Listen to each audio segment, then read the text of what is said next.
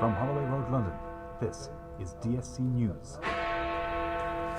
Hello, bonjour, guten Tag, hola, dear Yiv. In the news recently, the British public has voted to leave the European Union.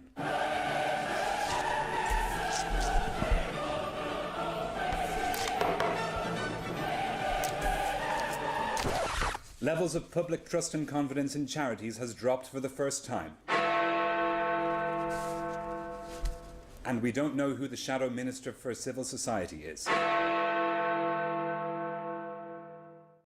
Contrary to expectations, the UK public has voted to leave the European Union and the world has not come to an end. Charities across the country are reporting that the situation on the ground looks suspiciously similar to last month, with demand on their services continuing to rise exponentially. Many are concerned for the fate of the £200 million that charities receive from the European Union, an amount equal to 0.5% of the sector's annual income. In a key briefing on the implications of the decision to leave, Kieran Price, policy officer at DSC, that's me, said that charities have always been incredibly resilient. Millions of people continue to depend on charities for their livelihoods.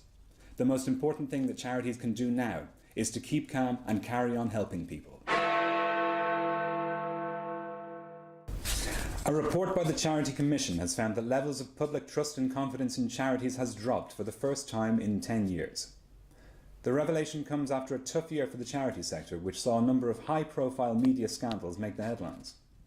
Earlier, I interviewed Jay Kennedy, Director of Policy and Research at the Directorate of Social Change, about what the findings mean. Jay, hello. Hello. The data suggests that the public is losing confidence in charities. Should we be worried? Well, it's not great news that public measures of public trust and confidence have dipped, but it's really too early to say that it's a long-term trend.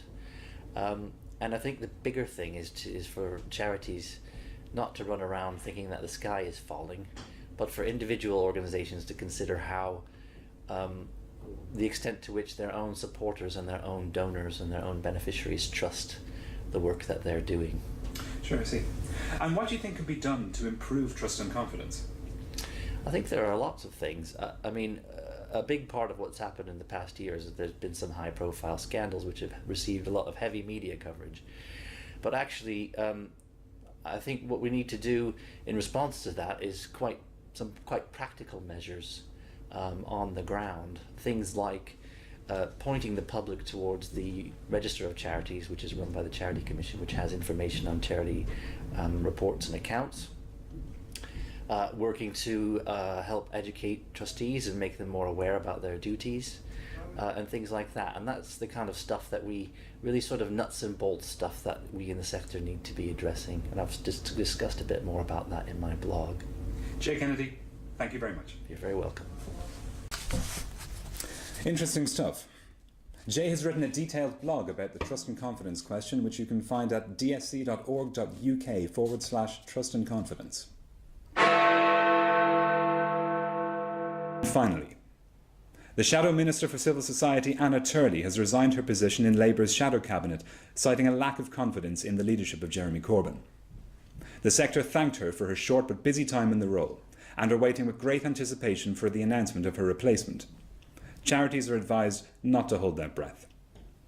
In the meantime, Minister for Civil Society Rob Wilson has backed Theresa May in the Tory leadership contest, but it remains to be seen whether this move will guarantee his future career in the post.